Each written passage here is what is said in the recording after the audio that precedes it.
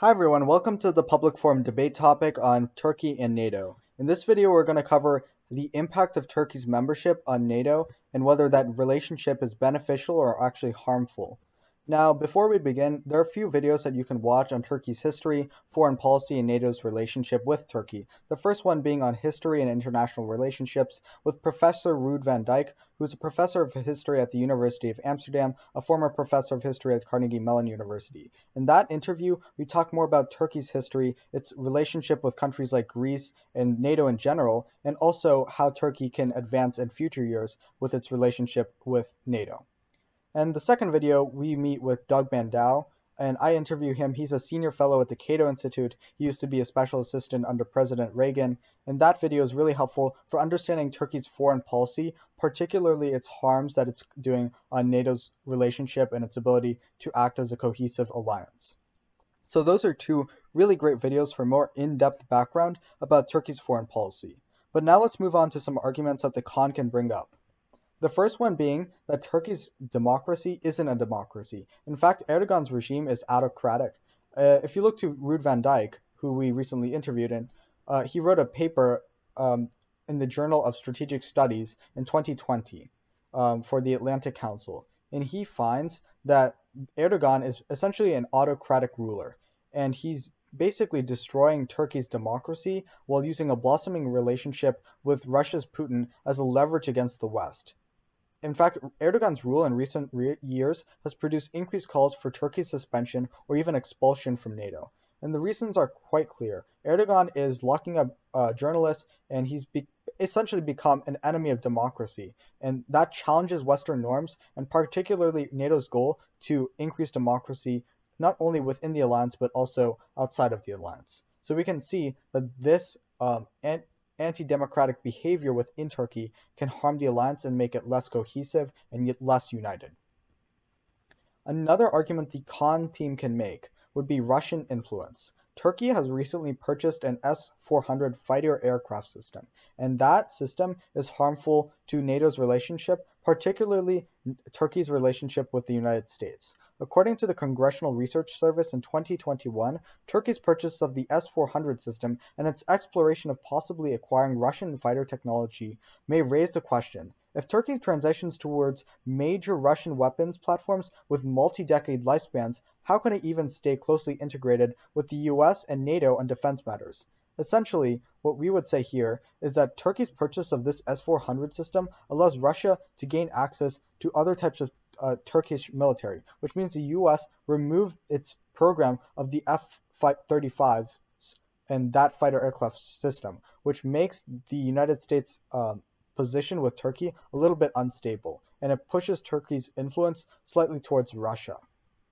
In fact, Biden administration discussions with Turkey have sought to end the country's impasse over the S-400s in hopes of halting sanctions and bringing US-Turkey defense cooperation closer to past levels. Unfortunately, President Erdogan reiterated his unwillingness to give up the S-400s in a meeting with President Biden, which shows that there's still quite a heavy presence of Russian influence on Turkey, and that NATO's membership with Turkey and its cooperation with Turkey may be harmful, given that Turkey is more and more aligning with Russia.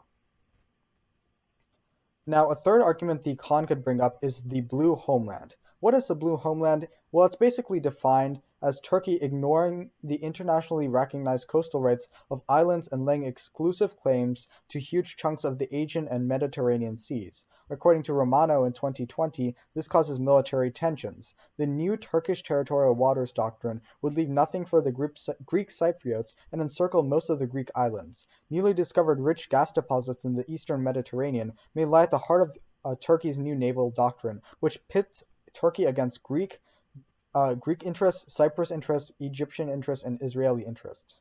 France, in fact, has sent some of its warships to the Mediterranean to back Greece and the others, which causes tensions within the alliance and thus questions NATO's military cohesiveness. Now, let's shift to pro-arguments. How is Turkey benefiting NATO's alliance? Well, first, by Turkey joining NATO, it offers a forum for diplomacy. The representative for Turkey in the Ministry of Foreign Affairs states in 2022 that Turkey's approach to NATO-EU cooperation is actually a natural result of its NATO membership and its prospective goal to reach EU membership. Turkey also believes that a constructive relationship based on mutual understanding, transparency, cooperation between NATO and Russia is important for European peace and stability, and that the NATO-Russian Council provides a necessary forum for peace and stability. Turkey, in fact, also supports further enhancing the relations with Gulf countries and Middle Eastern countries through the Istanbul Cooperation Initiative, which promotes peace in the Middle East. Another pro to Turkey joining NATO is improving Greece and Turkey relations. So while Turkey and Greece have explored bilateral talks in the past, NATO essentially can act as the honest broker for this for better peace. NATO leaders, in fact, according to Dar et al. In 2021 of the University of Pennsylvania, NATO leaders have successfully intervened diplomatically to reduce tensions between the two countries in the past. Most recently, Secretary General Stoltenberg successfully helped establish basically de-escalation between the two nations' militaries operating in the region in the late 2020s, which proves that NATO essentially acts as a peace broker to decrease conflicts within NATO and within Greece and Turkey relations. Now, a final benefit would be Turkey's military asset. Within NATO, after the United States, Turkey actually has Turkey has the biggest military coming after the United States. So if it offers strategic military advantages, not only in its military size, but also in its geopolitical advantage, as it's in the crossroads of Asia, Russia, Europe, and the Middle East. According to Burns et al. In 2019 of the Harvard Belfer Center, NATO has invested for decades in the ability of its members to operate together, so-called interoperability, based on practice procedures, common standards, and NATO's historically unique integrated military command structure.